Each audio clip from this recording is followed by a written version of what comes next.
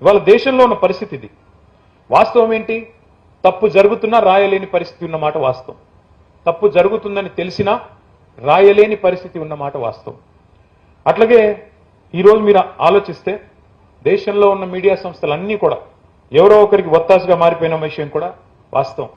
స్వేచ్ఛగా, నిర్భీతిగా, న్యూట్రల్గా ఉండే పరిస్థితి ఉందా అంటే లేని మాట కూడా వాస్తవం. The power of speech today is restricted to those in power.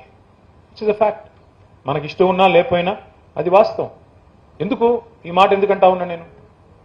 తెలంగాణనే తీసుకోండి, అక్కడ ఇక్కడ తెలంగాణలోనే ఎన్నో సందర్భాలలో వార్తని వార్తగా రాయలేని పరిస్థితి లేదా? ఒక అమ్మాయి మీద లైంగిక దాడి జరిగింది, కేంద్ర మంత్రి గారి కుమారుడు ఈ దుర్మార్గమైన పని చేశాడు అని అమ్మాయి తల్లి తండ్రి వచ్చి కంప్లైంట్ చేస్తే ఏ మీడియా రిపోర్ట్ చేసిందండి? వారం రోజు సోషల్ మీడియానే లేకపోతే అమ్మాయికి న్యాయం జరిగే పరిస్థితి ఉందా? ఈ నేను మాట్లాడుతున్న మాట తప్ప? ఏ మీడియా లగచర్లలో గిరిజనుల మీద అకృత్యాలు జరిగితే ఏ మీడియా రాసింది? నేను ఈ మాట అంటున్నందుకు దయచేసి ఎవరేం అనుకోవద్దు. వాస్తవాలు చెబితే చేదుగానే ఉంటాయి.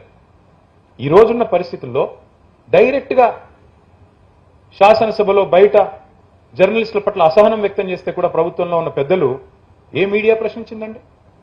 హైదరాబాద్ సెంట్రల్ యూనివర్సిటీలో 400 ఎకరాల భూమి విషయంలో విద్యార్థులు కథం దొక్కేదాకా ఏ మీడియా రాసింది? ఎక్కడుంది పరిశోధనాత్మక జర్నలిజం? ఉందా? నేను ఈ మాట అంటే మీలో చాలా మందికి మళ్ళీ నాలో అహంకారం కనబడొచ్చు.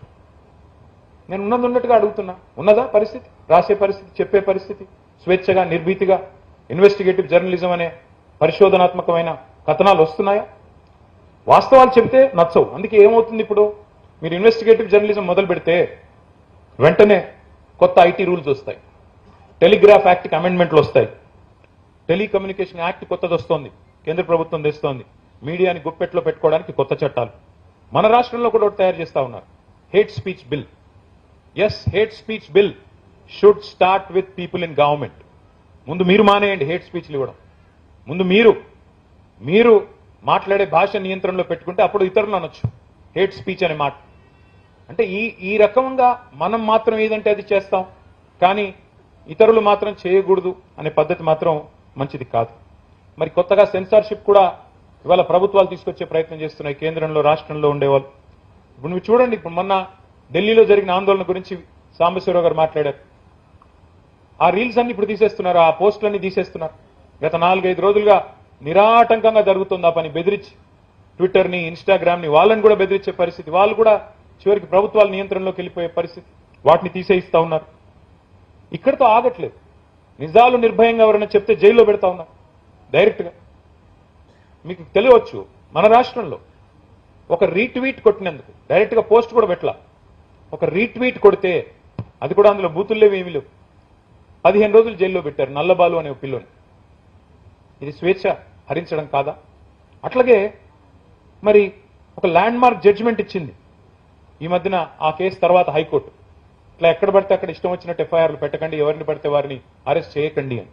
ఇది రాష్ట్రంలో, కేంద్రంలో అధికారంలో ఉన్న పెద్దలందరూ కూడా చేస్తున్న కార్యక్రమాలు.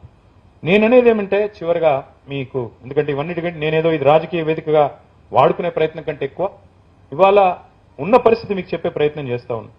When the media starts fearing power, when the media starts fearing power, democracy weakens. ఇది వాస్తవం. కొంత ప్రజాస్వామ్యం బలహీనపడుతుంది అన్నమాట. ఇది నాకు వర్తించదా, మళ్ళీ మేము గవర్నమెంట్లోకి వచ్చాక నాకు వర్తించదా అని మీరు అడగొచ్చు. నాకు కూడా వర్తిస్తుంది. ఎవరు చేసినా తప్పే.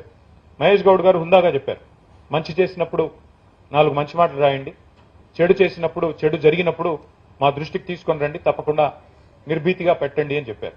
అది వారు తప్పకుండా ఆచరణలో కూడా చూపెడతారని చెప్పి నేను ఆశిస్తా ఉన్నా.